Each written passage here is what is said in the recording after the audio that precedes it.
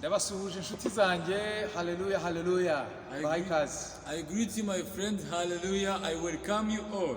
Ni Pr Ntwarane Anastase tujye gusangira ijambo ry'Imana. It's Anastase who is going to share with you the word of God. I welcome you. Ndabifuriza umugisha n'amahoro y'Imana. I wish you the peace and blessings from God. Reka dusenge Imana. Let us pray. Data mu izina rya Yesu Kristo. Almighty God, in the name of Jesus, ndasengera abana bawe. I pray for children bagiye kumvira ijambo, who are going to hear your word. Bahe umugisha. Bless them. Iri jambo rihindura ubuzima bwabo. May this word change their lives. Mu izina rya Yesu In the name of Jesus Christ. Amen. Amen. Rero tubahaye ikaze mu uyu mwanya mwiza w'ijambo ry'Imana. So we welcome you in this wonderful moment of word of God. Tugiye kuganira amagambo meza kandi y'ingenzi cyane. We are going to talk about very important and very useful words. Tumaze iminsi tuganira ku magambo atwereka amahame yo gutera imbere. We have been spent a lot of time talking about principles of progress. Amahame yo gutera imbere. Principles of progress. Ntabwo turi buyasubiremo, ariko ushaka gutera imbere cyagomba kwitaho nuko hari amahame agomba kubahiriza ngo atere imbere. So we are not going to come back on those progress principles, but what you should know is that someone who wants progress, there are certain principles that he should fulfill. Hari amahame y'ijambo ry'Imana. There are principles from the word of God. Hari amahame tugomba kubahiriza ngo dutere imbere mu mwuka, mu bugingo no mu mubiri. Amen. So there are certain principles that we should follow so that we may progress spiritually and in our daily life. Ndashaka rero gutangira isomo rishya rizibanda cyane ku gitabo cy'Umubwiriza. So I want to start another new lesson, another new sermon which will focus on the book of Ecclesiastes. Igitabo cy'Umubwiriza. The book of Ecclesiastes. Ni igitabo cyanditswe n'umwami Salomo. It is a book written by the King Solomon. Ni igitabo abashakashatsi muri Bibiliya berekana ko yacyanditse mu myaka ye ya nyuma mu busaza. The Bible scholars, they say that this book, King Solomon wrote this book at his old age. Mu gihe yari mu marembera y'ubuzima. When he was about to die. Afite n'ibindi yanditse byinshi. There are so many books that he wrote. Ariko iki ngiki yacyanditse ari mu myaka ye yo kubaho. But this one, he wrote it in his old years or his old age. Amagambo rero y'abantu bakuze. So the words of other people or old people. Ni amagambo y'ingenzi cyane abagomba kwitabwaho. It is a very useful word that we should emphasize. Ni amagambo abarimo ubunararibonye. It is words full of experience. Abavuga ibintu yabonye kandi yanyuzemo. They talk about the things they have experienced. Rero iyo dusomye igitabo cy'Umubwiriza tubona Salomo aravuga ibintu yanyuzemo, yaciyemo, ibintu yanyuzemo mu buzima. So when we read the book of Ecclesiastes, Solomon said about the things that he has experienced in his life. Mu ncamake nshobora guha izina kino gitabo yuko ari igitabo cyigisha agaciro ko kubaho muri iyi si. In summary, I can summarize this book of Ecclesiastes. It is the book that teaches the value of living in this world. Impamvu yo kubaho kuri iyi si. The reason to live in this world. Nicyo dukwiriye gukoresha buno buzima igihe turi kuri iyi si. And what we should use this life while we still live in this world. Ubuzima bw'aha ku isi, ibyiza tubonamo, imibabaro tubonamo, ni gute tugomba kwicamo, twakora iki kugira ngo twitware neza. So the life of this world, the good things we get, success, challenges, how can we use all those things? Nkaba nagira inama rero abantu bumva bashaka gukoresha neza ubuzima bwabo gusoma kino gitabo cy'Umubwiriza. Amen. And I would recommend all people who want to be successful, who want to use well their life on this world, to read this book of Ecclesiastes. Bivuze ngo niba ushaka kugira ubuzima butazicuza ugeze mu marembera y'ubuzima bwawe, ukwiriye gusoma kino gitabo ukagira ibyo utunganya kare.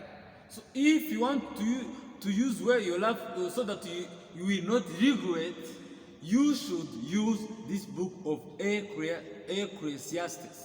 Niba ushaka gukoresha neza amahirwe uzahura nayo muri ubu buzima, soma kino gitabo cy'Umubwiriza. Amen.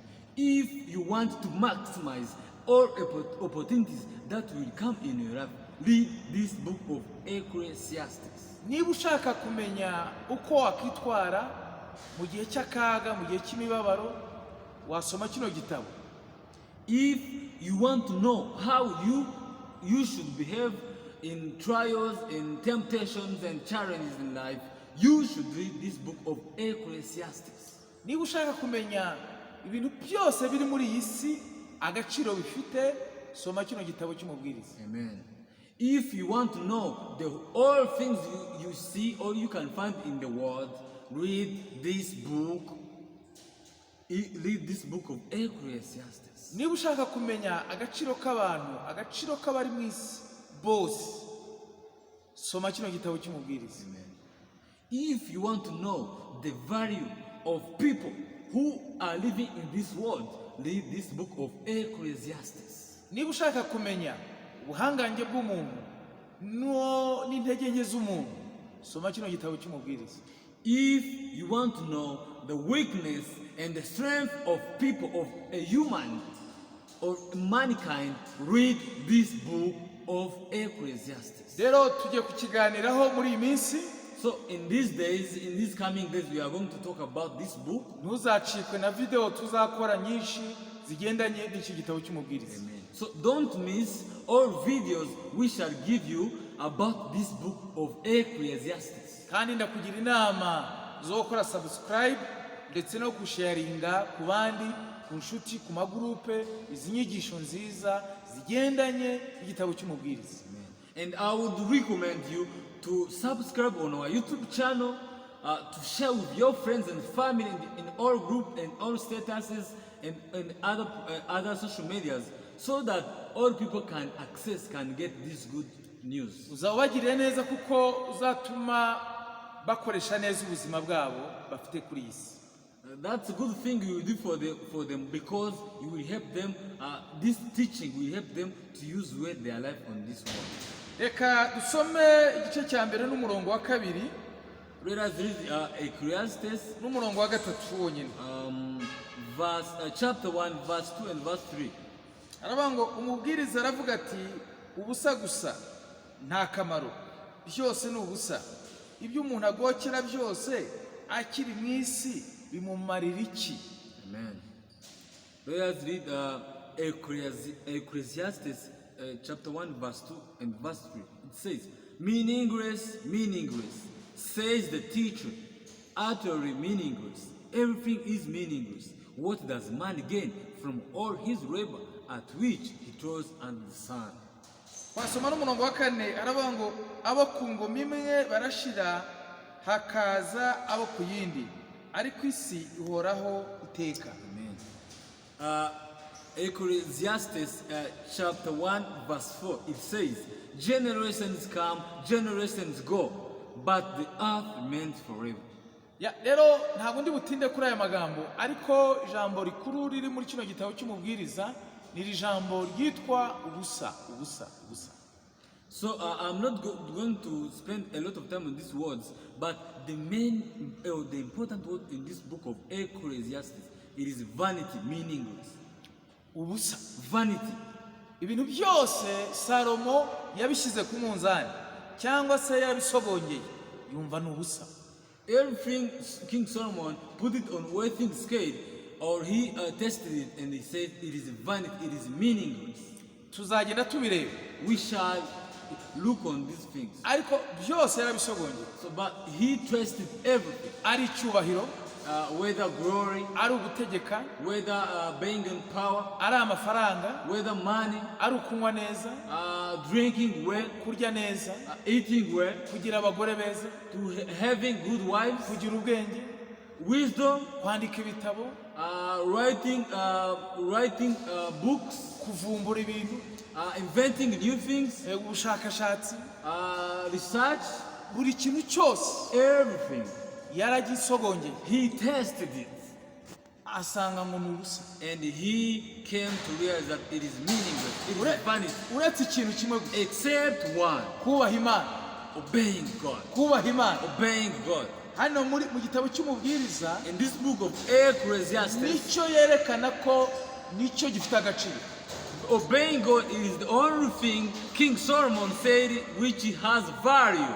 Nicyo kigaragaza ko gifite agaciro muri ubu buzima. It is the only thing that has value in this life on earth. Rero nabo ku ngoma imwe barapfa bakagenda hakaza abandi. So generations come and generations go. Ubwo nawe yabivugaga agiye kugenda, He said that when he was about to go, nawe yari agiye kugenda, he was about to go. yumva ko hari n'abandi bazaza. He was thinking that there is a new generation to come. Niyo mpamvu nababwiye ngo kino gitabo kitwigisha icyo ubuzima ari cyo n'ibiri mu isi agaciro kabyo. So that's why I say this book of Ecclesiastes teaches us what is life and the value of life. Nicyo twakoresha ubu buzima dufite hano kuri iyi si. And what we can get from this life on this earth. Rero nshuti zanjye ndabifuriza gusoma kino gitabo cy'Umubwiriza. So my friends, I recommend you to read this book of Ecclesiastes kandi mugisome kenshi musubiramo and read it so many times, repeating, repeating. kuko uzungukamo ibintu by'ingenzi bizagufasha muri ubu buzima. Amen.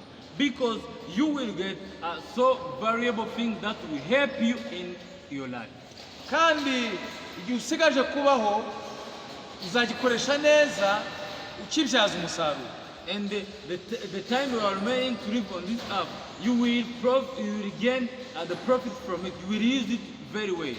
Rero ndakwifuriza gusoma kino gitabo kandi no gukora icy'agaciro Salomo yagaragaje gikwiriye gukorwa na buri muntu wese kuri iyi si ni ukubaha Imana.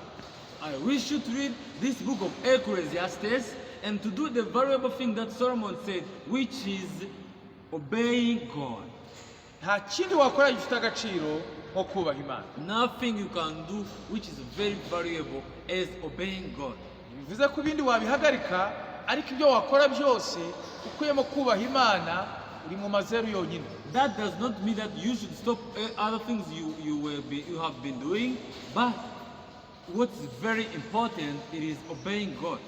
Imana ibaha umugisha. May God bless you. Mbifurije umugisha w'Imana. I wish you the blessing from God. Mbifurije gukora ibyo bifite agaciro mu I bwami wish you bw'Imana. to do the valuable things in the kingdom of God. Ibyo twakora byose Whatever things we can do, tubikore twubaha Imana that is, do it through obeying God.